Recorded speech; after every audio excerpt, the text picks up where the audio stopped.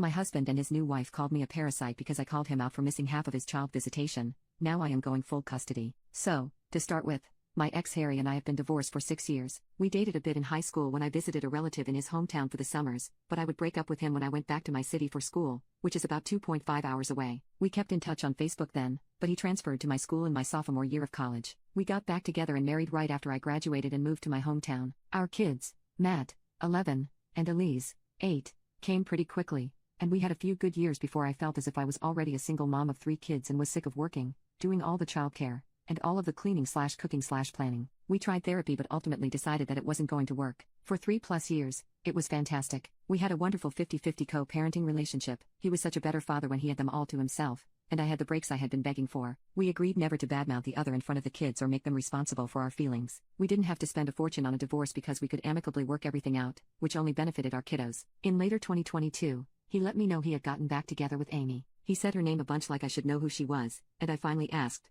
and apparently, she was the girl he had dated when I was not in town, before we reconnected. I was honestly happy for him. I'm not interested in dating, to be honest. My kids are too young, and I work a lot and have many friends and family. Amy lived in his hometown, and I know he visited her a lot when he didn't have kids, but he was always there for his parenting time. The kids met Amy and said they liked her, so I was happy. My parents were also divorced but found other people while still being amazing parents, so I was hopeful. But in 2023, he told me he had proposed and would be moving back to his hometown to be with Amy. I was stunned because he was such a dedicated and present father, and asked how he expected that to work. He insisted he wanted to keep 50-50 custody but admitted he could only do parenting time every other weekend. Before he moved, we had no alimony or child support since we were 50-50 and split big expenses evenly. He said he would keep splitting big expenses evenly and offered me child support since my expenses for the kids would increase, having them so much more. Again, we wanted to work this out ourselves, so why spend money on lawyers when we have 2 kids who could use it? I make a bit more than him, not that that matters, but the first amount she offered, $400 for 2 kids a month, was laughable. I didn't laugh at him but told him that would not be acceptable. He said he was willing to continue paying half of the big expenses, plus he'd be driving a 5-hour round trip since he was the one moving every other weekend.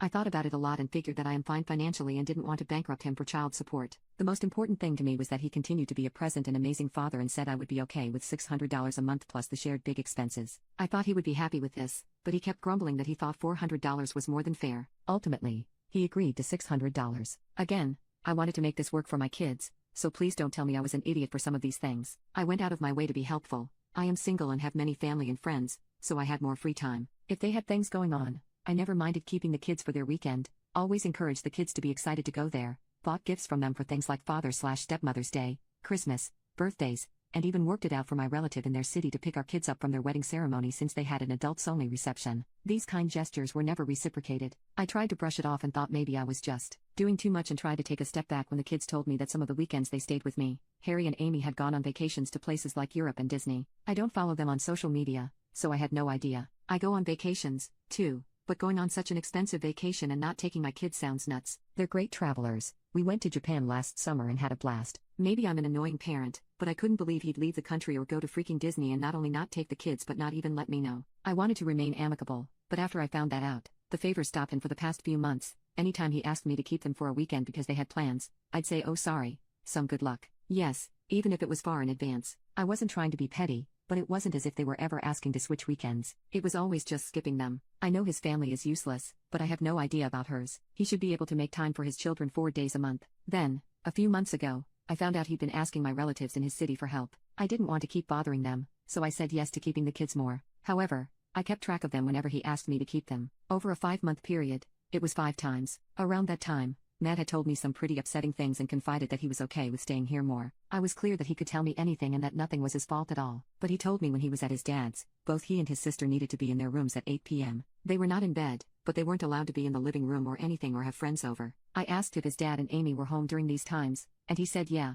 but Amy's dog is aggressive, and they keep it in their room during the day, so when he and Elise go to their rooms, they let the dog out so he's not cooped up all day. Elise had bad flu a few visits ago, and apparently, she had asked Harry to sleep with her in her room, but he refused and said he needed to sleep with Amy. Our kids do not co-sleep, but we always let them sleep with us if they are sick and asked. I don't expect Harry and Amy to let her sleep with them or anything, but why couldn't he have stayed with her, even if it was just until she fell asleep? I did not say this to them, but told Matt and Elise that their dad had just gotten over the flu and probably just didn't want to get her sick again, which makes no sense. I know I shouldn't have lied, but they were upset. The worst, in my opinion, is that when Matt randomly told his dad he wanted to see him more, He yelled at him and told him that he was seeing him a lot already and he should want his dad to be happy and not miserable and alone like his mom. So, between all this and the missed visits, I decided I needed to stand up for myself and my kids more. If Harry could go on European vacations, he could afford more child support, and I was done keeping up the appearance of 50-50 custody when he only had the kids for about 45 nights in 2024. So I told Harry I was going to file for updated child support and primary custody and get everything in writing and signed off by a judge. He said he was okay raising child support,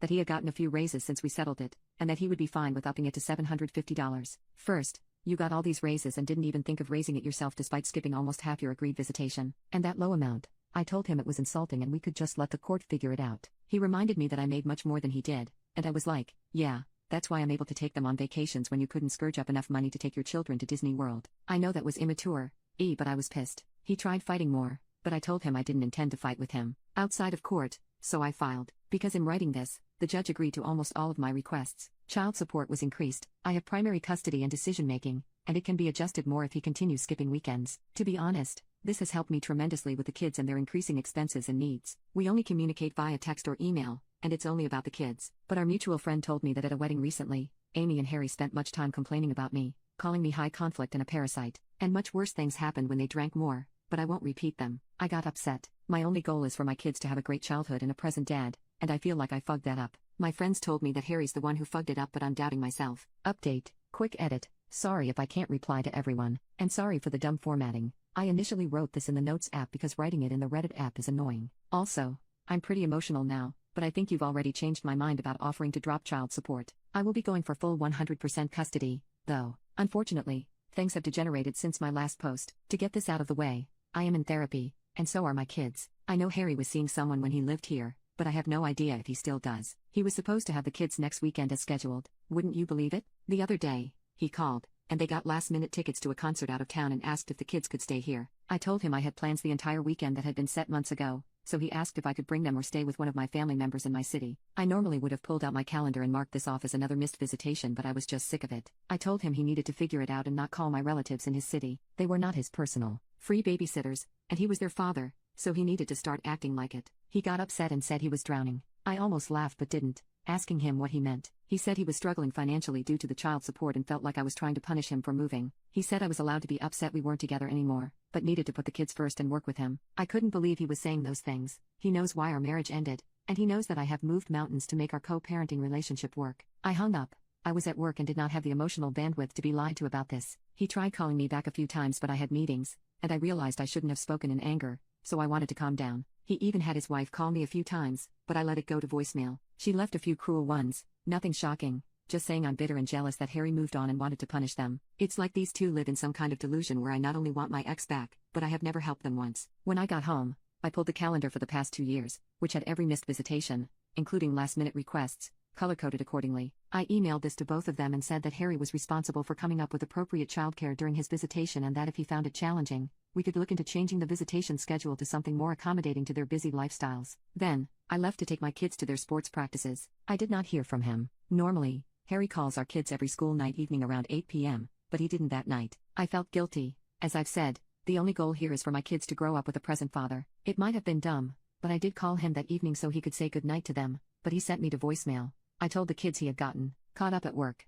At about 3 a.m., he sent me maybe the longest text in recorded history. I have my phone on sleep mode but keep his and my parents' numbers able to alert me for obvious reasons. I'm a light sleeper, so I did wake up, but I was half asleep, saw how long the text was, and decided it was a problem for the morning. I wish I had gotten up because he sent a few more. The texts proved that they do not occupy the same reality as mine, that they were all self-centered and deranged, and even when he brought up the kids, it was all about him, his wife, and their lives and feelings, saying, "It is my job as a mother to facilitate the kids' relationship with him because he could have easily forced me to move to the city he's in but chose not to so I could stay here with my support system. I don't thank Amy enough for opening her life to the kids by keeping her dog in their room when the kids are here and giving them their bedrooms even though they're empty much of the time. He and Amy are young newlyweds and deserve to have that honeymoon period with trips and opportunities without me making roadblocks." A lot of it was that insane belief that I am somehow jealous and have always been jealous of Amy and needed to get over that for the kids. My cruelty knows no bounds because I have never driven the kids to him in his new city. The court order is for him to do so since he's the one that moved and, no offense, I'm already furious that my kids have to spend so much time in the car every few weeks. I'm not putting miles on my car so he doesn't have to drive more. At one point,